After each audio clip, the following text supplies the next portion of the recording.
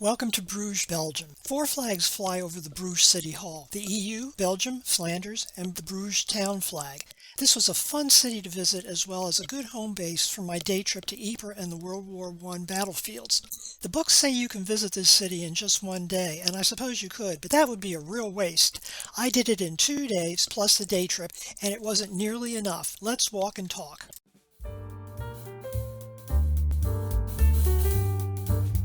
Hello and welcome back to the Armchair Traveler. My name is Judy. I love to travel. I do this on my own, and so can you. I'm here to teach you how. Belgium is a linguistically confusing country. Fortunately for me, almost everyone I had dealings with spoke either English or French. However, this part of Belgium, shown in pea green, is Flanders, where the official language is Flemish, which I'm told is indistinguishable from Dutch. The red area is Wallonia, where the official language is French. The small blue area along the German border picks German as their first language. To make it easier and not hurt anyone's ears or feelings, I'm going to stick to English equivalents wherever I can. Geography may define destiny, but rivers, sea channels, and land do shift around. This image from Google Earth clues us in on why geography became so important to this city and what killed it off for nearly half a millennium. In 1134, the city was about a mile inland from the sea. It got a huge boost in the form of an enormous storm that created a tidal canal they called the Zwin, improving connection to the sea. Cloth merchants moved in, money rolled in, attracting more money. By the 14th century, this was the biggest cloth market in Northern Europe. It was more than that. The city developed into an economic and artistic capital and powerhouse for the entire area. Among other things, the Duke of Burgundy set up one of his courts here, which attracted even more people, more business, and more money. Success continued, and by the 15th century, which they call the Golden Century, business was better than ever before. Then it all came crashing down. The harbor silted up and trading businesses collapsed. The Burgundians left and all of Belgium became a minor Habsburg outpost possession. Bruges' golden age turned into dust. The city remained a backwater until the 19th century when a new port was built with a canal. The city then revived somewhat. It managed to survive both World War I and World War II almost completely intact. Then tourists discovered it. I'm one.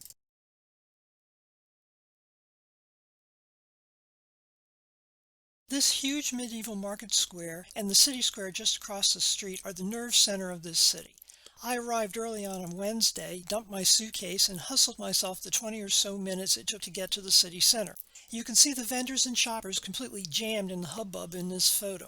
The square is pretty big. It's about 2.5 acres, and at the center of that is a big chunk of land. There's a lot to see. Open-air restaurants, tourists, horse-drawn carriages, mostly step-gable buildings, as well as what looks certain to be a 20th century flat-roof building, which turned out to be anything but. This is the medieval bell tower, or Belfort, as seen from both the square on the left and from inside the courtyard on the right.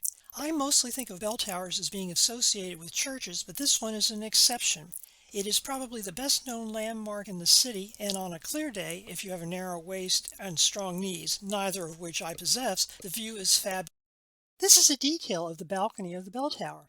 You can see the open-work parapet. It's in Gothic Revival style and was added in 1822.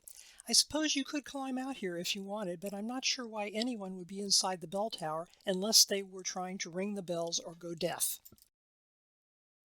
Here we see Simon Stephen overlooking the square with his name on it. Finding out about Simon is the outcome of an immense curiosity bump.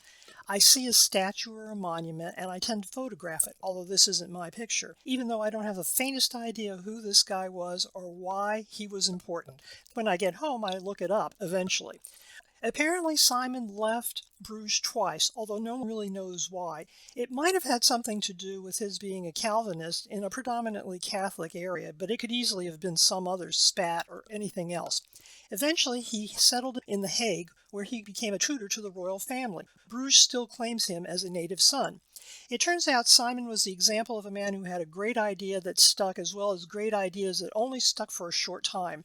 He developed several inventions that helped with water management.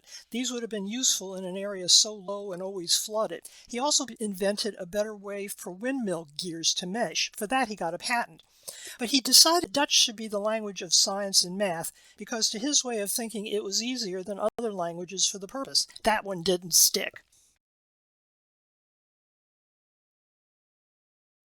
My guidebook incorrectly and unhelpfully claimed that the flat-top building you see here was Kranenburg House, so I dutifully photographed it, although the building next door, helpfully labeled Kranenburg, seemed like a much better prospect for the title of oldest house in Bruges.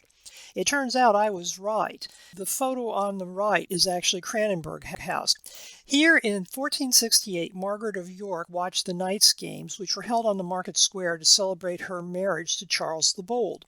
It now houses what I've read is a seriously overpriced waffle joint. The name refers to the last owner in 1305. It isn't obvious from my photograph on the left, but there's a good-sized street running between these two buildings.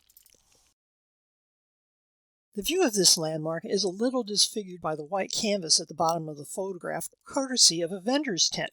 I arrived in Bruges on a Wednesday, and Wednesday is market day. The vendors had already set up by the time I got downtown. Jan and Peter's story is somewhat contested, and the timeline that led to it is extremely complicated. For now, all we really need to know is that they were local boys and that the Flemish people were quite proud of them. They initiated the slaughter of 2,000 garrisoned French knights, whom the Flemish detested, which led to the French counterattacking, eventually.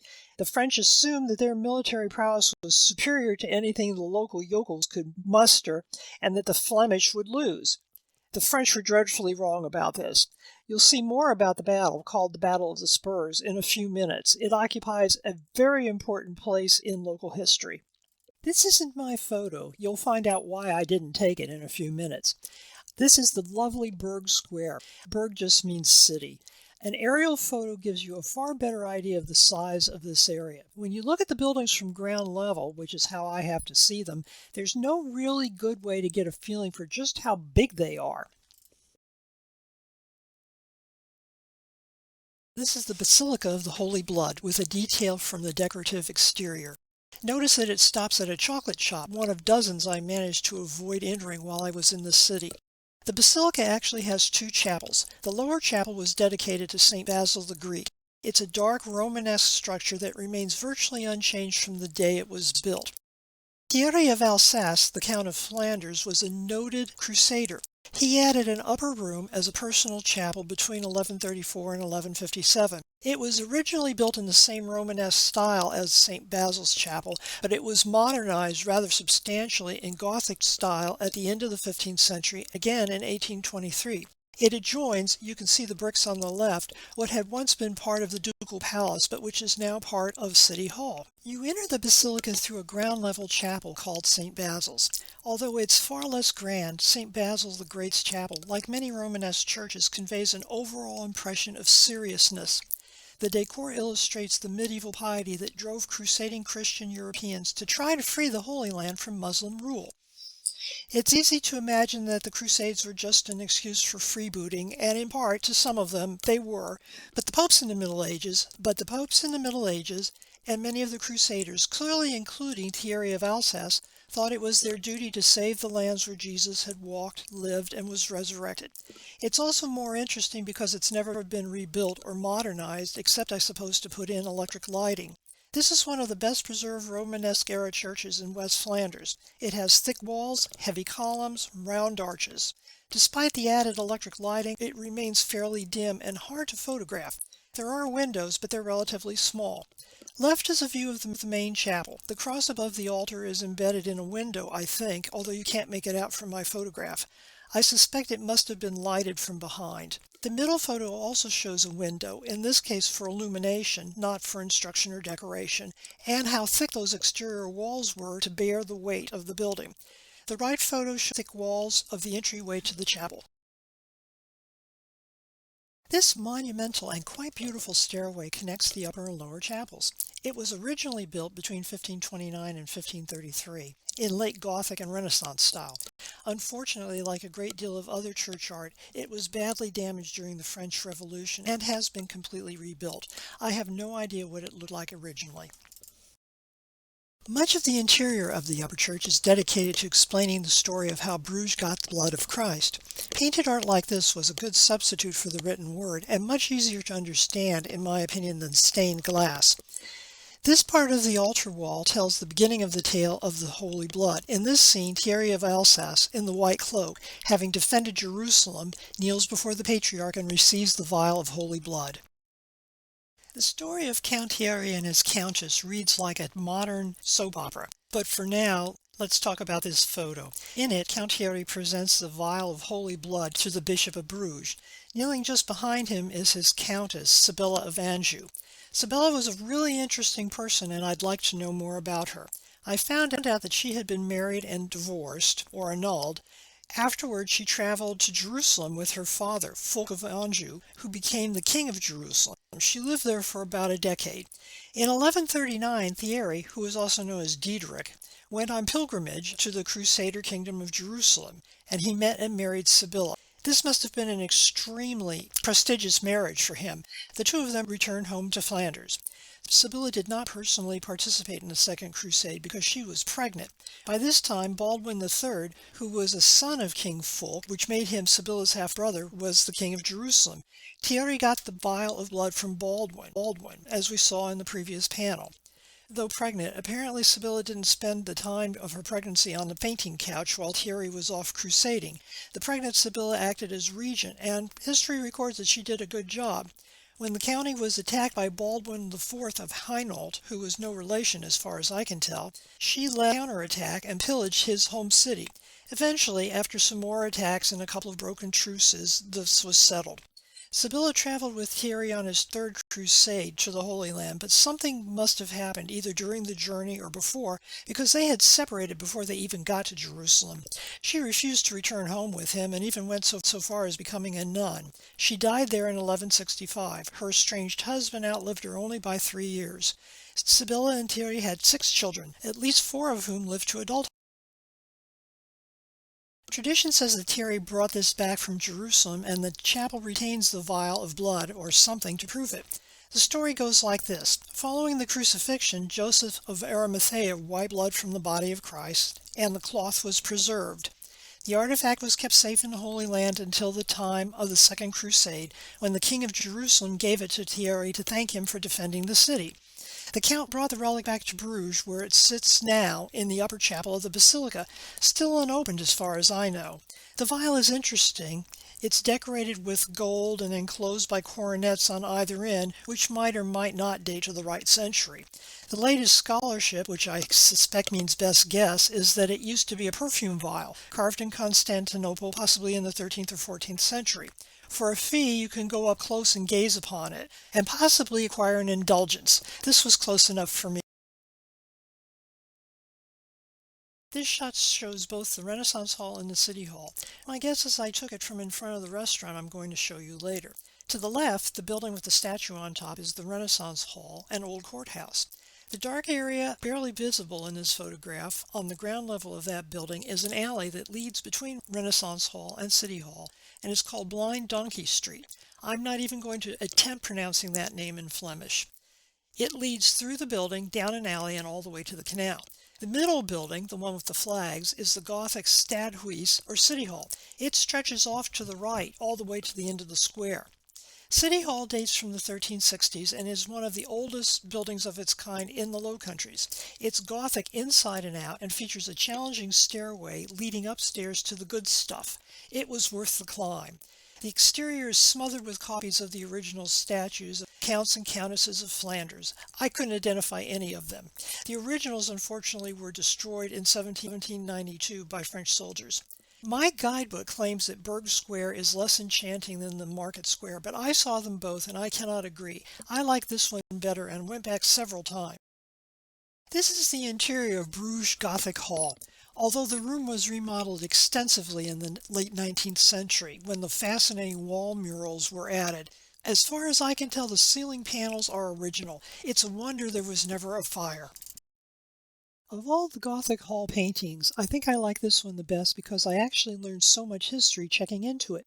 I already explained the backstory when we saw the same scene in the Basilica of the Holy Blood. Here, a red-robed, chain-mailed Thierry of Alsace offers the relic of the precious blood to the Bishop of Bruges. Behind him kneels his countess. I thought this part of the wall painting was fascinating. It shows the Battle of the Golden Spurs. As far as I can tell, our pals, whom we met previously, Jan and Peter, don't appear here.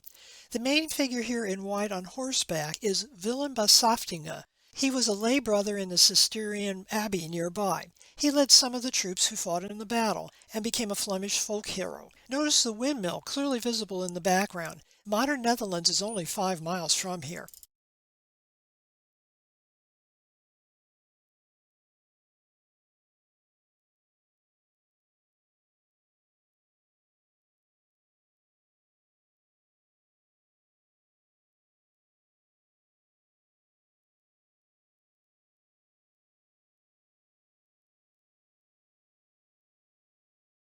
This is the Renaissance Hall.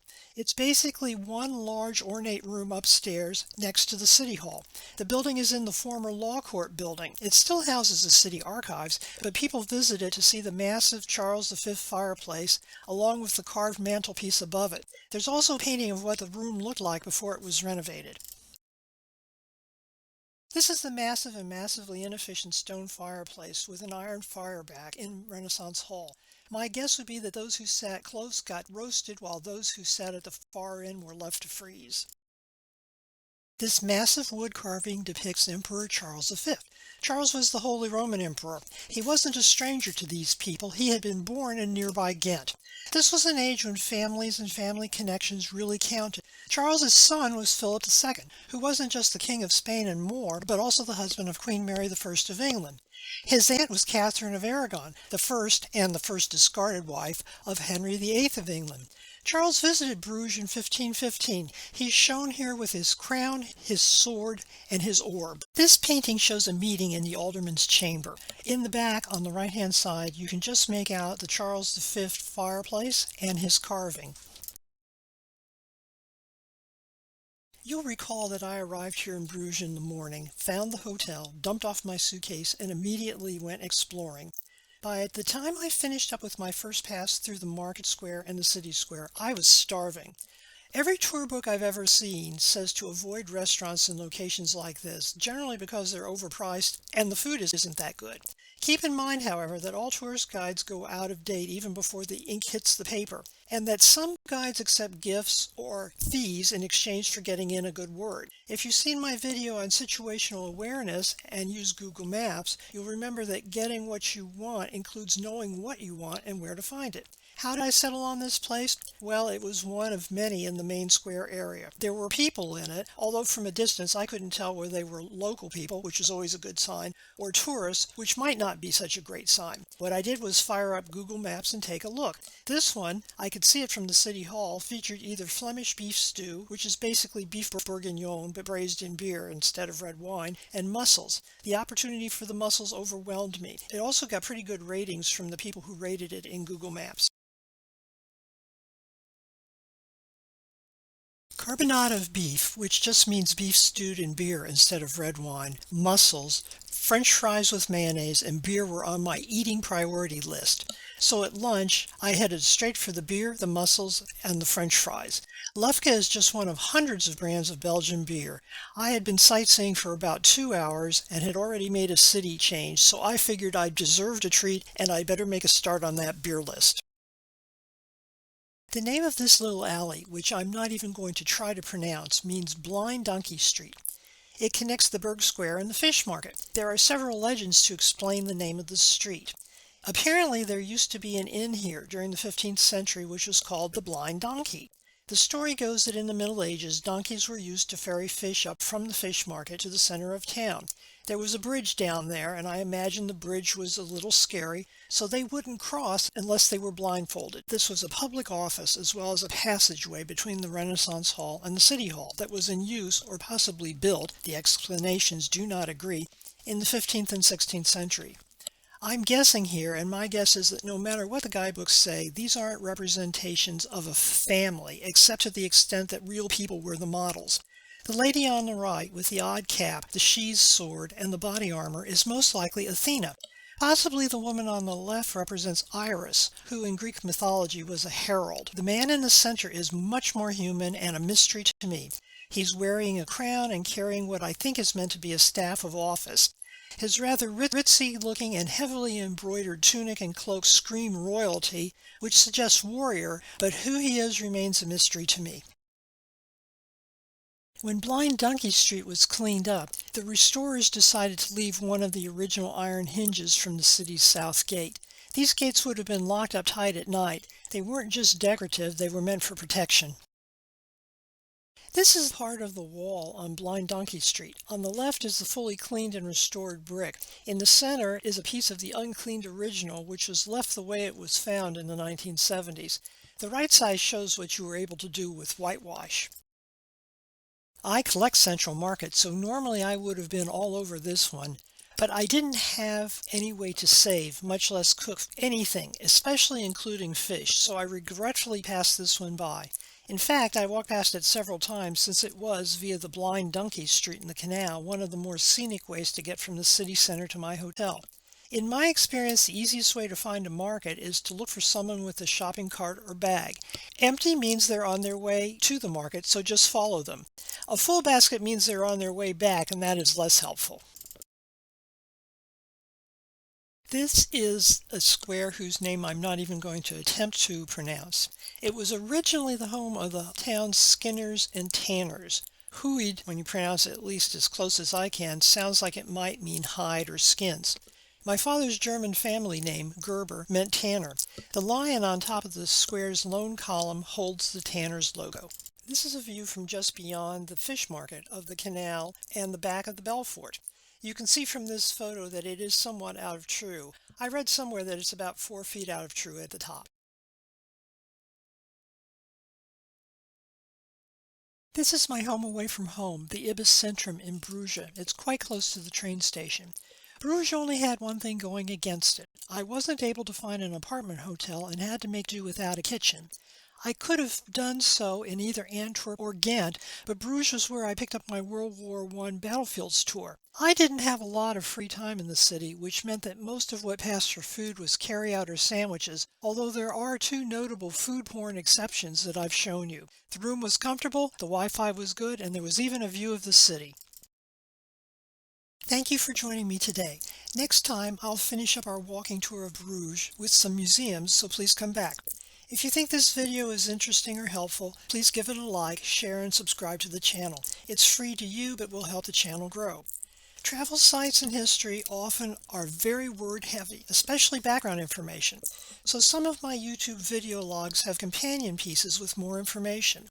There are also pieces which don't make it into video format at all, but which are still helpful. You can check out my WordPress blog at armchairtraveler2022.wordpress.com. If you'd like to keep up when I post new blogs or video blogs, or might be interested in short, tweet appropriately sized posts, follow me on Twitter, where my handle is at armchair2022. I'll tweet notifications for my new posts, where am I quizzes, and when I finally begin traveling again in the spring, will take you along with me. Thank you again for joining me.